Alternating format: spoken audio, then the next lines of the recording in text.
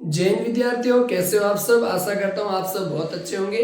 विद्यार्थियों, आज की क्लास के अंदर हम प्रेजेंट परफेक्ट कॉन्टिन्यूअस टेंस पढ़ेंगे और इस क्लास के अंदर हम जो प्रेजेंट परफेक्ट कॉन्टिन्यूअस का जो भी बेसिक्स होता है उसके बारे में चर्चा करेंगे। और आई होप आज इससे पहले जो मैंने 3 क्लासेज ऑलरेडी बता चुका हूँ, इन जो प्रेजेंट के जो 3 भाग होते हैं, जैसे प्रेजेंट सिंपल या इंडेफिनिट हो गया, दूसरा प्रेजेंट कॉन्टिन्यूअस और प्रेजेंट परफेक्ट, उसके बारे में मैंने प्रत्येक टेंस का जो पार्ट होता है प्रेजेंट के 3 भाग मैंने कंप्लीट किए और प्रत्येक टेंस के लिए आपको एक अलग से सेपरेट मैंने एक वीडियोज बनाकर और उस वीडियो के अंदर प्रत्येक टेंस का मैंने जो बेसिक्स है वो कवर किया। तो आई होप वो क्लासेज आपने नहीं देखी है तो उस क्लासेज को आप देखिए। और उसके बाद में आज की जो क्लास है इसके अंदर हम प्रेजेंट परफेक्ट कॉन्टिन्यूअस टेंस पढ़ेंगे।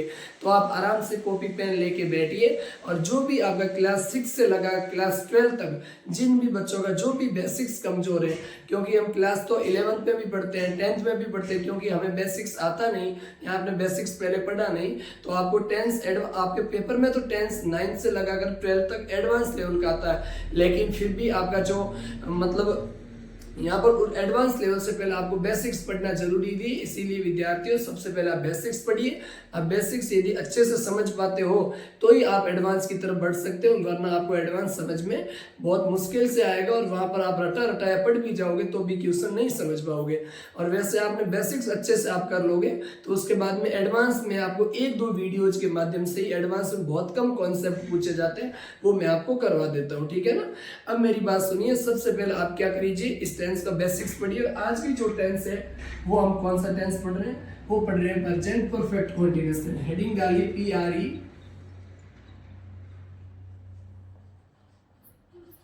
Present perfect continuous. कौन सा टेंस है विद्यार्थियों आज की क्लास का, प्रेजेंट परफेक्ट कॉन्टिन्यूअस, ठीक है ना। अब इस प्रेजेंट परफेक्ट कॉन्टिन्यूअस का मतलब हिंदी पहले मैं आपको समझा देता हूं। आप डेफिनेशन ना लिखिए, आप पहले ये समझिए। कहने का मतलब मेरा है कि यदि कोई काम जो भूतकाल में शुरू हुआ और वर्तमान में जारी है, मतलब ऐसी घटना जो भूतकाल से शुरू होकर वर्तमान में जारी हो और वर्तमान में समय के साथ कोई काम जारी हो, तो वो कौन से टेंस में आता है, तो वो आता है आपका under present perfect continuous tense के अंदर वो घटना आती है। मैं कहता हूँ राम 2 घंटे से खेल रहा है, इसका मतलब राम ने जो खेलना शुरू किया है वो 2 घंटे पहले शुरू किया है ना। राम 2 घंटे से खेल रहा है और अभी भी वो खेल रहा है, तो कहने का मतलब ऐसी घटना जो भूतकाल में शुरू हुई हो और वर्तमान में भी जारी हो, तो वो कौन से टेंस के अंदर आती है, वो आती है प्रेजेंट परफेक्ट कॉन्टिन्यूअस टेंस के अंदर। आई होप ये क्लास आपको समझ में आएगी। इसका जो मतलब बेसिक्स है वो मैंने आपको परिभाषा बता दी। अब अपन क्या करते हैं कि सबसे पहले इसकी हिंदी की जो पहचान होती है वो लिखते हैं। क्या लिखते हैं, पहचान। हिंदी का कोई ऐसा वाक्य जिस वाक्य के अंत में से रहा है, यहां विद्यार्थियों से रही है, यहां आपको मिल जाए से रहे हैं, मतलब हिंदी का कोई ऐसा वाक्य जिसके अंत में आपको से रहा है, से रही है, से रहे हैं, इनके साथ में कोई हिंदी का वाक्य खत्म होता हो तो आपको वो कौन से टेंस का लगेगा, वो हमेशा प्रेजेंट परफेक्ट कॉन्टिन्यूअस टेंस का होगा। इस टेंस के अंदर 2 घटना होती है, वैसे हम एडवांस में देखेंगे, लेकिन मैं आपको बता देता हूँ। ये जो से शब्द है ना, ये से शब्द यहाँ पर समय को बताता है। कहने का मतलब है 2 घंटे से, 5 महीनों से, 1947 से, तो इसमें ये समझोगे कि समय के साथ कोई काम जारी हो, और परफेक्ट का मतलब कुछ काम पूर्ण हो गया और कॉन्टिन्यूअस का मतलब अभी भी जारी है। तो मैं केवल प्रेजेंट कॉन्टिन्यूअस नहीं पढ़ा रहा, प्रेजेंट परफेक्ट नहीं पढ़ा रहा, मैं आपको पूरा टेंस होता है प्रेजेंट का जो चौथा जो भाग होता है, मतलब जो आपका 4th नंबर का जो टेंस होता है, 4th पार्ट, उसका नाम है प्रेजेंट परफेक्ट कॉन्टिन्यूअस। उसकी हिंदी में क्या पहचान होती है, से रहा है, से रही है, से रहे। आई होप विद्यार्थियों आपको समझ में आई होगी। उसके बाद में इंग्लिश के अंदर आपको स्ट्रक्चर क्या ध्यान रखनी है, इस टेंस के अंदर जो हेल्पिंग वर्ब होती है विद्यार्थियों, वो है या हैवी रहती है बस, लेकिन उसके साथ में आपका किसका प्रयोग हो जाता है, प्लस बीन, और उसके साथ फिर मेन वर्ब भी 4th फॉर्म का प्रयोग। कौन से टेंस मतलब आप कहोगे प्रेजेंट परफेक्ट कॉन्टिन्यूअस टेंस के अंदर। हिंदी की क्या पहचान है, से रहा है, से रही है, से रहे हैं, या से रहा हूं, ठीक है ना।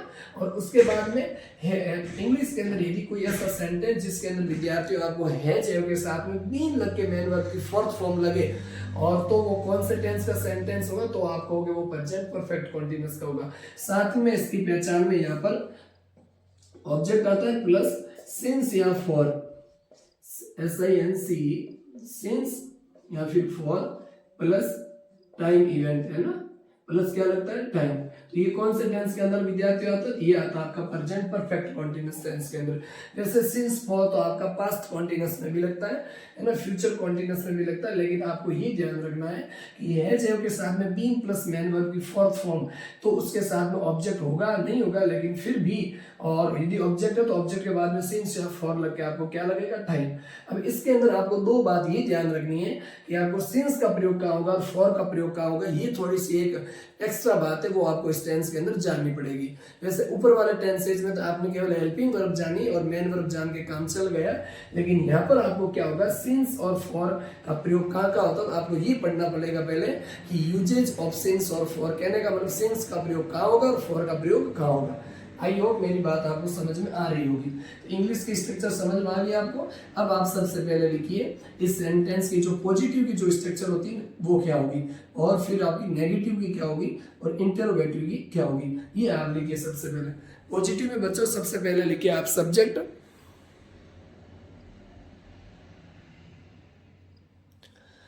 पॉजिटिव में विद्यार्थियों सबसे पहले आप लिखिए सब्जेक्ट, सब्जेक्ट के बाद में आपकी हेल्पिंग में विद्यार्थियों हैज या फिर है प्लस बीन प्लस विद्यार्थी मेन वर्ब की फोर्थ फॉर्म मतलब कॉन्टिन्यूस वाली वर्ब की फर्स्ट फॉर्म है आईएनजी प्लस विद्यार्थी ऑब्जेक्ट प्लस सिंस या फिर आपको फॉर प्लस टाइम। तो ये कौन से टेंस की पहचान है बच्चों, तो ये आप कहोगे कि हमारा जो प्रेजेंट परफेक्ट कॉन्टिन्यूस टेंस है उसकी पहचान है। यहाँ पर ये प्लस का निशान है छोटा सा, ठीक है, इसको आप फैला के अच्छे से लिखिए। नेगेटिव की पहचान क्या होगी, सब्जेक्ट प्लस हैज या हैव। विद्यार्थी हैज या हैव आएगा और हैज आता है आपका सिंगुलर के लिए, ठीक है, ये आपको पता भी होगा क्योंकि, और जब मैं एडवांस पढ़ाऊंगा तो आप ये मत सोचिए कि हमें ये चीजें आती नहीं।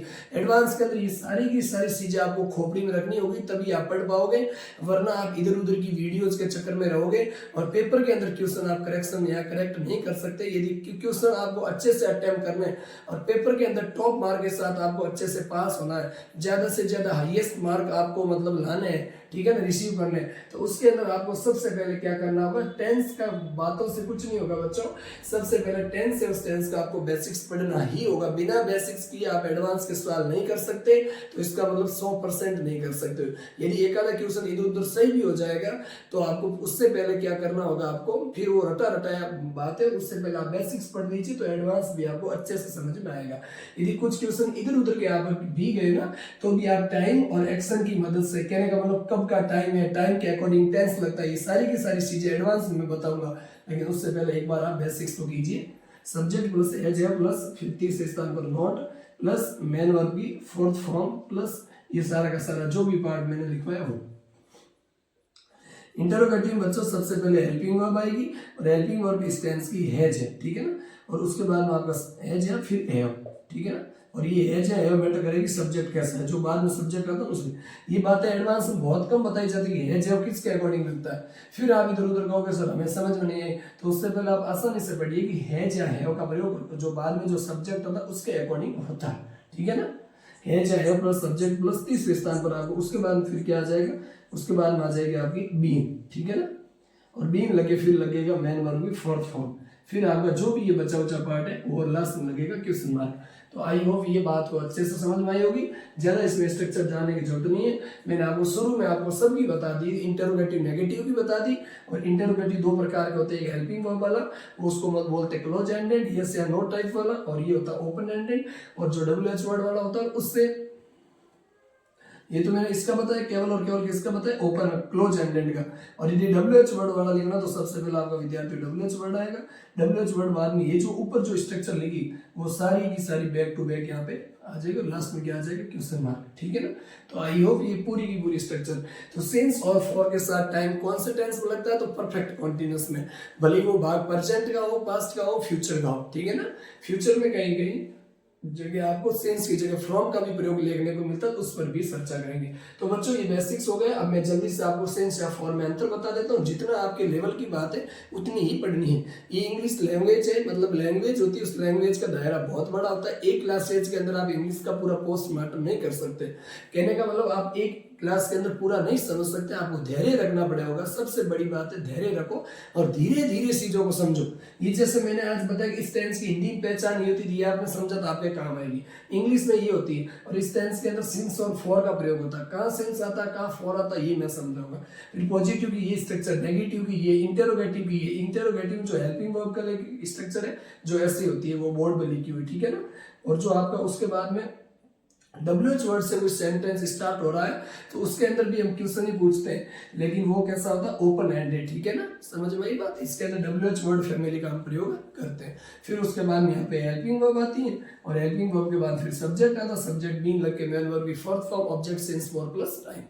तो आई होप ये चीज समझ में आई होगी। जल्दी से सिंस और फॉर का प्रयोग पढ़िए, ये लिखो तब तक मैं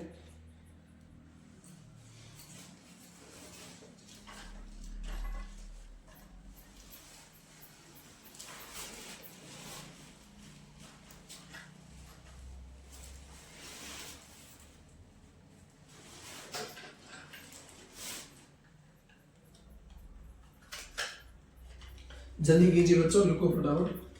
फिर आगे सेंस और फॉर का प्रयोग हम सीखते हैं कि आखिरकार सेंस और फॉर का प्रयोग कहाँ कहाँ होता है और किस हिसाब से होता है। जल्दी बोलो।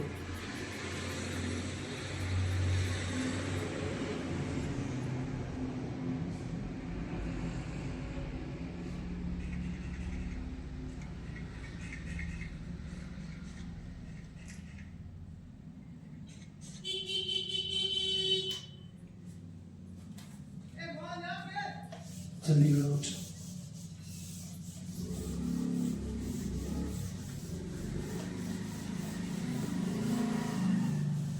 अब हम पढ़ रहे हैं यूजेज ऑफ सिंस और फॉर। मैं बताता हूँ आपको सिंस और फॉर का प्रयोग कहाँ होता है। सबसे पहले आप हेडिंग लगा दीजिए कि इसका प्रयोग पढ़ेंगे हम बच्चों सिंस का, ठीक है ना, और उसके बाद मैं समझा दूंगा फॉर का।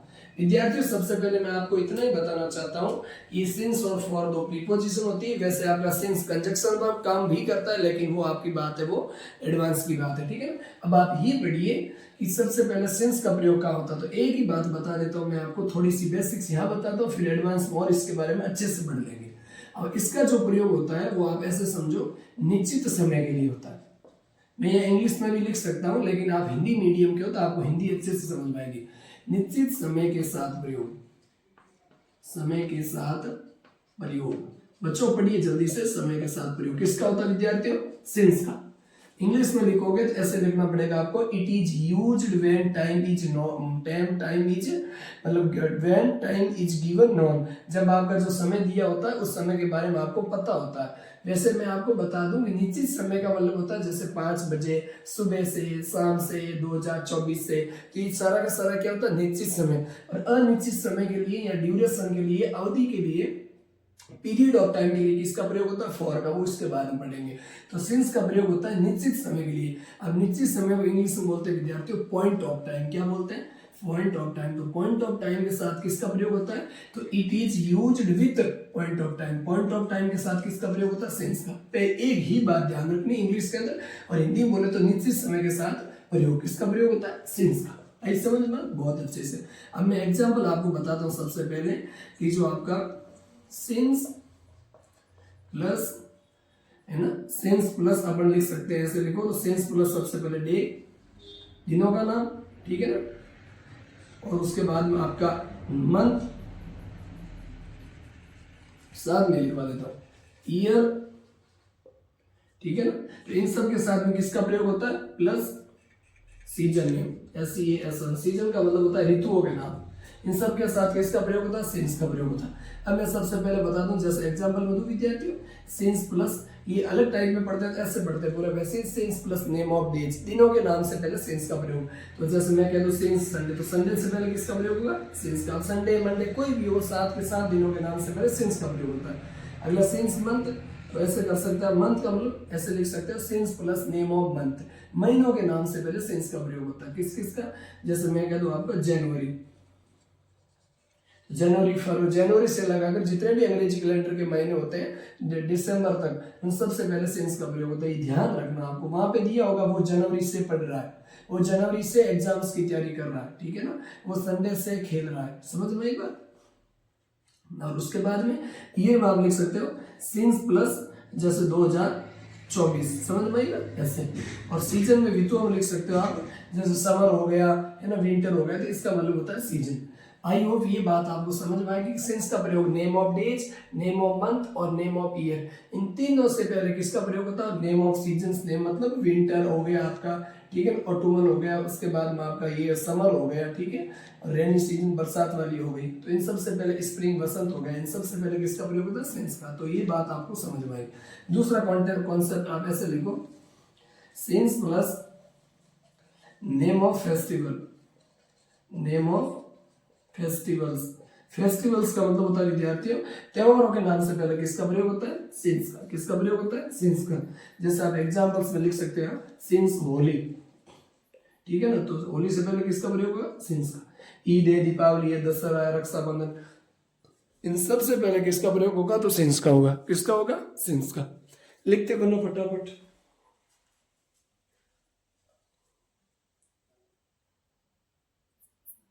तो ये बात आपको अच्छे से समझ में आ गई है। और उसके साथ में एक चीज और यहाँ पे नोट कर दो, थर्ड पॉइंट यहाँ पे नोट कर दो, सिंस प्लस, ठीक है ना, ओकेजन, OCCASION। ओकेजन का मतलब होता है अवसर। अवसरों के नाम से पहले सिंस का प्रयोग होता है। जैसे मैं बताऊं, सिंस मैरिज,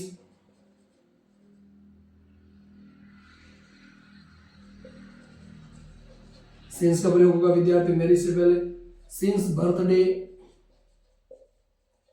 ठीक है ना, इससे पहले भी सिंस का प्रयोग होगा, ठीक है ना, तो ऐसा भी ध्यान आपको रखना है, ठीक है, समझ में आई बात। ओकेजन अवसरों से पहले, जैसे एनिवर्सरी हो गया आपका, मैरिज हो गया, बर्थडे हो गया, इन सबसे पहले किसका प्रयोग होगा? सिंस का। तो दिनों का नाम हो, महीनों का नाम हो, कोई वर्ष का नाम हो, ऋतुओं का नाम हो, साथ ही त्योहारों का नाम हो, साथ ही कोई अवसर मतलब जैसे शादी समारोह है ना, बर्थडे वगैरह, एनिवर्सरी, इन सबसे पहले किसका प्रयोग होगा? सिंस का। आई होप ये तीनों कॉन्सेप्ट आपको समझ में आए होंगे। केवल आपको बेसिक्स में इतना ही जानना बस, ठीक है ना, बहुत अच्छे से, ठीक है, आगे बढ़ो। अब हम पढ़ेंगे फॉर का प्रयोग। कहने का मतलब जो हमारा फॉर है वो किसके लिए आता है, वो हम पढ़ेंगे सबसे पहले। सिंस का प्रयोग निश्चित समय के लिए, जहां पे समय है वो अब जो when time is given non, जब समय आपका दिया होगा जिसके बारे में आपको पता होगा। अब हम पढ़ते हैं फॉर का प्रयोग।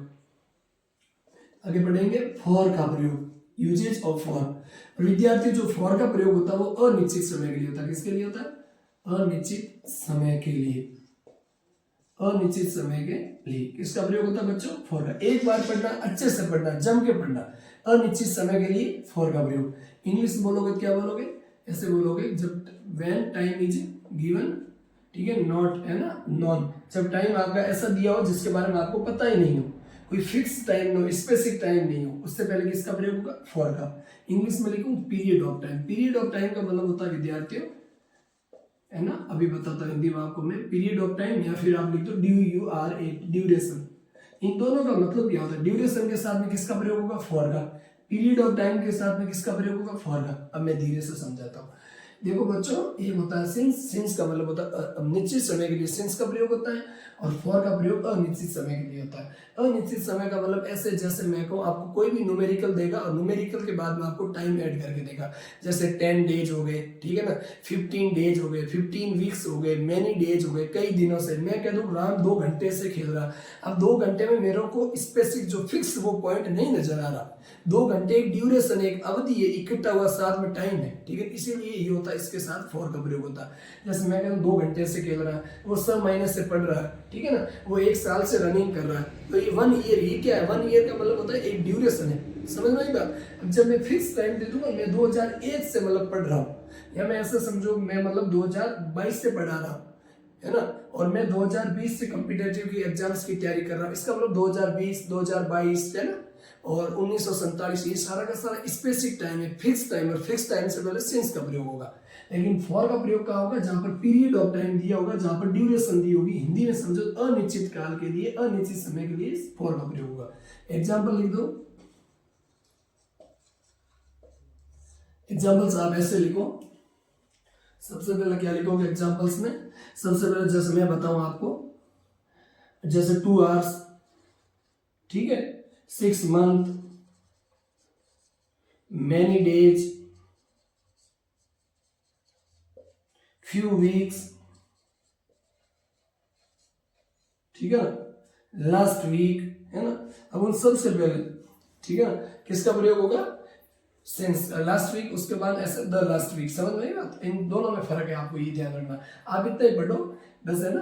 2 आवर्स, 2 आवर्स का मतलब 2 घंटे से। फॉर का प्रयोग विद्यार्थियों, फॉर का। सब महीने, पीरियड ऑफ टाइम में फॉर का प्रयोग। मैनी डेज, कई दिनों से, हमें पता नहीं कौन से दिन, फॉर का प्रयोग। फ्यू वीक्स, कई सप्ताह से, फॉर का प्रयोग। इन सब से पहले किसका टाइम होगा? जैसे मैं कैसे कह दूं, for a long time. Long time का मतलब होता है बच्चों लंबे समय से, तो इसके साथ भी किसका प्रयोग होगा? फॉर का। तो आई होप बच्चों आपको सिंस और फॉर दोनों में डिफरेंस अच्छे से क्लियर हो गया होगा कि सिंस का प्रयोग जब टाइम दिया हुआ होता है, लेकिन कैसा टाइम होना चाहिए? निश्चित समय होना चाहिए, पर्टिकुलर, स्पेसिफिक, है ना। नॉन टाइम, या ऐसे समझो तो पॉइंट ऑफ टाइम होना चाहिए। उसके साथ में किसका प्रयोग करेंगे? वी यूज सिंस, ठीक है ना। और लेकिन हम जैसे फॉर का प्रयोग कहाँ करोगे? अनिश्चित समय के लिए, पीरियड ऑफ टाइम के लिए, ड्यूरेशन के साथ में किसका प्रयोग करोगे? फॉर का। आई होप ये एग्जांपल्स और अच्छे से समझ में आया होगा। अब हम इस टेंस के एग्जांपल्स एक दो हिंदी में मैं आपको सेंटेंस देके बता देता हूँ, और उसके साथ आज की क्लास को मैं एंड कर लूंगा। अब देखो जल्दी से, मैं एग्जाम्पल बोलता हूं बच्चों, लिखे। राम 2 घंटे से पत्र लिख रहा है।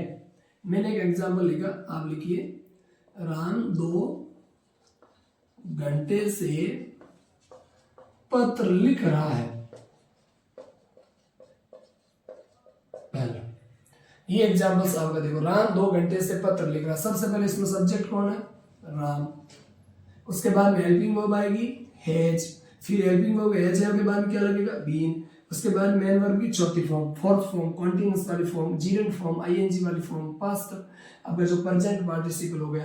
अब मेरी बात सुनो, राम हैज बीन लिखने को इंग्लिश में क्या बोलते? आप कहोगे राइट, और राइट की जो फोर्थ फॉर्म होती है वो क्या होती है? राइटिंग। तो राम हैज बीन, वर्ब क्या, इसमें काम क्या हो रहा? लिखना। और इसी जो अंतिम जो वर्ड है ना, इससे ही हम पता करते हैं कि कौन सा टेंस है, समय के साथ कोई काम हो रहा। 2 घंटे से प्रेजेंट परफेक्ट कॉन्टिन्यूअस है। Ram has been writing, WRITR, Ram has been writing a letter, वो एक पत्र लिख रहा है। कब से? For 2 hours. 2 आवर्स का मतलब होता है 2 घंटे से। समझ पाएगा? ये हमारा सेंटेंस है, वो एकदम करेक्ट बन गया। तो सबसे पहले आपको सब्जेक्ट, ये इतना बेसिक्स तो मेरे को बताने की कोई जरूरत नहीं, आपने पहली क्लास देखी होगी। तो पॉजिटिव का स्ट्रक्चर क्या होता है विद्यार्थियों, नेगेटिव का क्या होता है, चीजों को भूलो मत, बार बार रिवाइज करो। और कितना ही अच्छा आप कहीं से भी पढ़ लोगे, लेकिन आप खुद को ही पढ़ना पड़ेगा। टीचर आपको, हम टीचर लोग क्या करते हैं, आप सबको गाइडेंस कर सकते हैं, आपको अच्छे से अच्छा पढ़ा सकते हैं, आपको अच्छे से अच्छा कंटेंट दे सकते हैं। और आपको ये पहले करवाना, वो बाद में करवाना, वो उसके बाद में करवाना, तो वो चीजों को क्रम वाई, अरेंज वाई करके आप लोग को दे सकते हैं। ये काम है टीचर्स का। लेकिन आपको पढ़ना खुद होगा। आप कहीं से भी पढ़ो, आप खुद प्रैक्टिस करोगे तब ही समझ में आएगा। बाकी इधर उधर की वीडियोज में या इधर उधर की जो बुक्स है उनमें आप उलझे रहोगे, तो आपको समय पे आप यदि उनका जहां से भी पढ़ो, उस चीज को अच्छे से पढ़ो, और पढ़ने के बाद उसको नोट करो, फिर उसको समय समय पर आप रिवाइज करो। जब भी समय मिले रिवाइज करो, बस रिवीजन करते रहो, रिवीजन करते रहो, चीजें धीरे धीरे धीरे अपने आप समझ में आएगी। और कोई भी कॉन्सेप्ट उसको सुनो कि इसके अंदर सिंस और फॉर का प्रयोग कहाँ हुआ। अभी वाक्य गलत है, क्योंकि ये वाक्य गलत क्यों है? क्योंकि इसमें टाइम दे रखा, देख लो टाइम क्या दे रखा, तो टाइम दे रखा 2 आवर्स, ये मैंने लिख दिया। लेकिन इसके साथ मुझे ये बताओ आप, सिंस और फॉर तो लगा ही नहीं, बिना सिंस और फॉर के टाइम कैसे आ गया? अब सिंस आएगा फॉर आएगा, वो आप डिसाइड करोगे। 2 घंटे से वो पत्र लिख रहा है। 2 घंटे क्या है, अब कब से पता है वो आपको पता नहीं, लेकिन 2 घंटे से लिख रहा है। तो 2 घंटे क्या है? लंबा समय। और लंबा समय ऐसे समझो ड्यूरेशन है, अवधि है, ठीक है ना। और वो किस में आएगा? फॉर के साथ आएगा, पीरियड ऑफ टाइम, इसलिए इसके साथ फॉर का प्रयोग हुआ। इसी सेंटेंस को विद्यार्थियों में नेगेटिव में बना था। सबसे पहले सब्जेक्ट लिखता है, सब्जेक्ट के बाद में हेल्पिंग वर्ब लिखता है, और हेल्पिंग वर्ब के बाद में नॉट लिखता है। और हेल्पिंग वर्ब कैसे है? राम के अकॉर्डिंग हैज कैसे है वो मुझे पता है, क्योंकि हैज का प्रयोग सिंगुलर के साथ होता है। और नाम, राम एक नाम है, और कोई भी सब्जेक्ट की जगह यदि नाउन कहने का मतलब नेम कोई वर्ड यूज कर रहा है, राम, सीता, गंगा, कोई भी, तो वो क्या होगा? नाम हमेशा सिंगुलर होता है। और सिंगुलर के अकॉर्डिंग हेल्पिंग वर्ब किसका प्रयोग? हैज का। तीसरे स्थान पर नॉट आएगा, फिर आपका आएगा विद्यार्थी बीन, फिर मेन वर्ब की फोर्थ फॉर्म, लिखने की फोर्थ फॉर्म राइट की हो जाएगी, राइटिंग। और क्या लिखा? ए लेटर, ठीक है ना। और कब से लिख रहा है? 2 घंटे से, तो फॉर 2 आवर्स। राम 2 घंटे से पत्र नहीं लिख रहा है, ये नेगेटिव बन गया। इंटरोगेटिव बनाओ, तो एक बच्चों आप इंटरोगेटिव में इसी सेंटेंस को आप इंटरोगेटिव बनाओ। सबसे पहले हैज ले आओ, और उसके बाद में राम लिखो सब्जेक्ट, फिर आपका क्या हो जाएगा? उसके बाद में आ जाएगी हेल्पिंग वर्ब बीन, फिर मेन वर्ब की फोर्थ फॉर्म कौन सी आ जाएगी आपकी, राइटिंग ए लेटर फॉर या सिंस फॉर 2 आवर्स। और यदि मैं यहाँ पर विद्यार्थी 2 आवर्स की जगह यदि मैं मॉर्निंग कर दूं, यहाँ पे मैं कर दूं वो मॉर्निंग से लिखता है, ये बात आपको मैं बताना थोड़ी सी भूल गया कि सिंस का प्रयोग जो पार्ट ऑफ द डेज का मतलब बता बच्चों उस नोट्स में आप लिखिए कि since plus part of the day, एक कॉन्सेप्ट लिखिए, मैं आपको भूल गया जो बहुत आता है, since plus part of the day. Part of the day का मतलब होता है बच्चों दिन का जो भी भाग है, सुबह शाम संध्या दोपहर, इन सबसे पहले किसका प्रयोग होता है, सिंस का। Since plus morning, since plus evening, since plus noon, और सिंस प्लस डॉन, और सिंस प्लस डस्क। अभी का समय शाम का समय 7 बजे का वो डस्क होता है, सुबह का समय आपका क्या होता है, डॉन होता है, ठीक है, भोर का समय, ठीक है ना, समझ में आएगा। अब इसके लिए मॉर्निंग MORNING, मॉर्निंग के लिए किसका प्रयोग होता है, सिंस का प्रयोग करता है, यानी सुबह से लिख रहा हूं। तो आई होप आज की क्लास आपको अच्छे से समझ में आई होगी। और अब आप इसके ऊपर जो एग्जांपल्स है जो अपने आप समझिए। मैंने आपको एक एग्जांपल्स इंग्लिश में, उसको नेगेटिव में और फिर उसको इंटेरोगेटिव में, और विद्यार्थी WH वर्ड में लिखना है। तो मेरे यहाँ प्रैक्टिस करने से आपको कोई फायदा नहीं होगा, मैं आपको जो कहूँ वैसे आप कीजिए। यहाँ पर कोई भी WH वर्ड का यूज लिख, राम 2 घंटे से पत्र क्यों लिख रहा है, तो why has Ram been writing a letter for, मतलब फॉर या सिंस। तो यहाँ पर विद्यार्थी मॉर्निंग के लिए किसका प्रयोग होगा, सिंस का, ना कि फॉर का, क्योंकि फॉर मॉर्निंग कैसा समय, पॉइंट ऑफ टाइम में, निश्चित समय, और निश्चित समय के लिए बच्चों सिंस का ही प्रयोग होता है, ग्रामर ही कहती है। तो आई होप मैंने आपको प्रेजेंट टेंस के जो 4 भाग होते हैं वो हमने पढ़ लिए। सबसे पहला प्रेजेंट सिंपल पढ़ा, उसके बाद प्रेजेंट मतलब सिंपल प्रेजेंट पढ़ा, उसके बाद प्रेजेंट कॉन्टिन्यूअस पढ़ा, फिर प्रेजेंट परफेक्ट पढ़ा। और आज की क्लास के अंदर बच्चों हमने प्रेजेंट परफेक्ट कॉन्टिन्यूअस को अच्छे से क्लियर किया, और क्लियर करके हमने ये जाना कि प्रेजेंट जो आपके 4 के 4 भाग होते हैं उनकी क्या क्या विशेषता। सबसे पहले प्रेजेंट इंडेफिनिट के अंदर डू और डज हेल्पिंग वर्ब होती है, प्रेजेंट कॉन्टिन्यूअस के अंदर इजारे में हेल्पिंग वर्ब होती है, प्रेजेंट परफेक्ट में हैज और हैव हेल्पिंग वर्ब होती है, साथ में थर्ड फॉर्म आती है, और प्रेजेंट परफेक्ट कॉन्टिन्यूअस में हेल्पिंग वर्ब हैज हैव के साथ में बीन लग के फिर मेन वर्ब की फोर्थ फॉर्म लगती है। इसके अंदर सिंस फॉर के साथ कोई समय आता है, ठीक है ना। इसके अंदर टाइम आपका मेंशन्ड होता है। कॉन्टिन्यूअस वाले वाक्यों में जैसे मैं कहता हूं केवल प्रेजेंट कॉन्टिन्यूअस, इसका मतलब राम खेल रहा है, और प्रेजेंट परफेक्ट कॉन्टिन्यूअस इसका मतलब राम 3 घंटे से खेल रहा है। ये फर्क है इन दोनों के वाक्यों में। अब इस वीडियोस को आप ज्यादा से ज्यादा शेयर करो। तो आई होप आज की क्लास आपको अच्छे से समझ में आएगी। मिलते हैं कल पास्ट टेंस के साथ में, तब तक के लिए जय हिंद।